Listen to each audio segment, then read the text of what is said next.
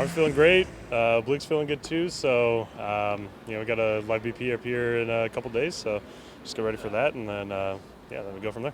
Sean, as a baseball player, when injury goes through your mind, what goes through the mental aspect of getting back in tip-top shape? I don't think any athlete wants to be injured. So, kind of at first it sucks. Really no other way to put it other than that.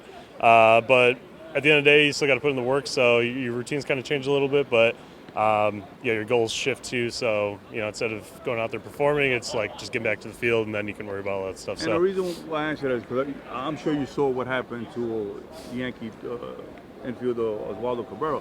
What goes through in your mind when you say, "Wow, look what happened"? At any moment.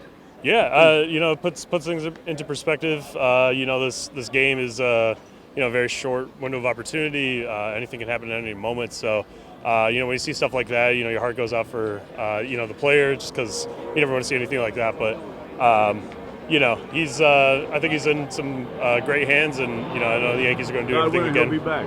Yeah, hopefully he's back soon, and he's he's got a long road ahead of him, and just got to put in the work every day to get back out on the field. Sean, as a lefty, they always say, you always got Major League Baseball always needs a left-handed. Yeah, is that true?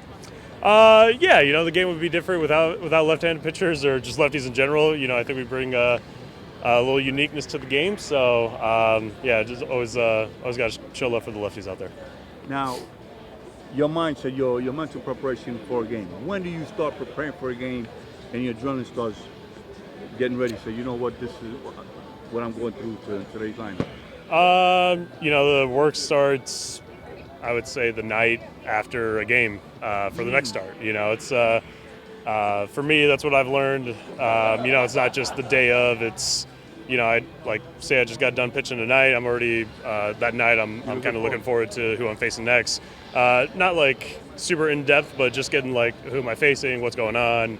What does this lineup got, all that kind of stuff. So just laying the groundwork. Do you, in your mind, do you have a plan A, a plan B if this thing doesn't work? If depending on how you feel that day. Yeah, always got to have a plan A, backup plan, maybe plan C, maybe plan D. Just kind of, teams adjust to you, you adjust to them, just kind of that back and forth game. And, if you're just stuck to one plan, then, I think you're doing yourself a disservice. Now, one of the things that's amazing about being a baseball player, when do you know as a pitcher, hey, today I got it, I got my stuff working for you? It depends. Some guys feel it, day before. Some guys feel it when they, the first ball they throw. Some guys feel in the bullpen after a couple innings. So, for me, I feel like most of the time, if I can, make it through the first couple innings, maybe the first time through the lineup, then, I feel like I, set myself up for a good day. What happens when you don't have it, and you realize you don't have it? How do you prepare for that mentally in the mind when things could turn around real quickly? Yeah, those days you just got to adapt. That's why you have those, other plans in the back of your head. You got to be fluid. You have a good catcher behind you. Yeah. That's step one. I think we got two really good catchers up here. So, I kind of just trust them, and if something's not working, then we just kind of communicate that, and then we just go from there. Sean, how much do you lean on a catcher? You want to call the game, or you? No, I just let them. I'll probably shake off maybe once, maybe twice a game. So. For the most part, they do a phenomenal job calling games, and I just put my trust in them. And then for me, it's just going out there and executing the pitches to the best of my ability, and then I kind of just takes everything else off my plate, and I just got to do one thing, which is just execute. Now, making an adjustment from the American League to the National League, was that hard for you? Not really, because when I first came over to the National League. It was the first year of the universal DH, so at the end of the day, once that happened, then it was like everything was just like one cohesive league. So I never got like a true National League experience, but I'd say other than like player to player, it's all kind of the same thing at this day and age. Lastly, listen, a lot of in college they always tell you got to run, pitchers got to run. Do they still run today?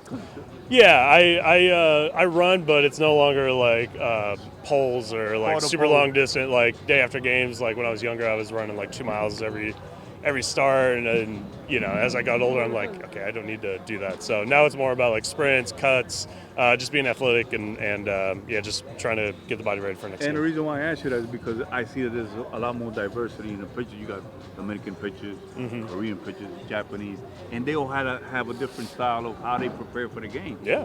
So I'm saying, so which one was right? Yeah, and that's the thing. I don't think anybody's got the right answer for everything. I think it's unique to each player, and you at the end of the day, you just got to find what works for you, and that could be running 2 miles every day. And how long it took you to figure that one out for your body to learn it, your body? Well, I kind of learned that from Yu Darvish. He doesn't really run super long distance, but he'll do some sprints or something like that. And I was like, well, this guy's pretty good, so why don't I try that out? So I tried doing that, and for the last few years, I've just kind of longest I'll run is maybe out to center field, and then that's about it. So. And what about long toss? Because I see you do a lot of long tossing. Yeah, I wouldn't really consider that long tossing. I would say that's more like a kind of medium-ish day. So I'll really only long toss on start day, and I personally like it.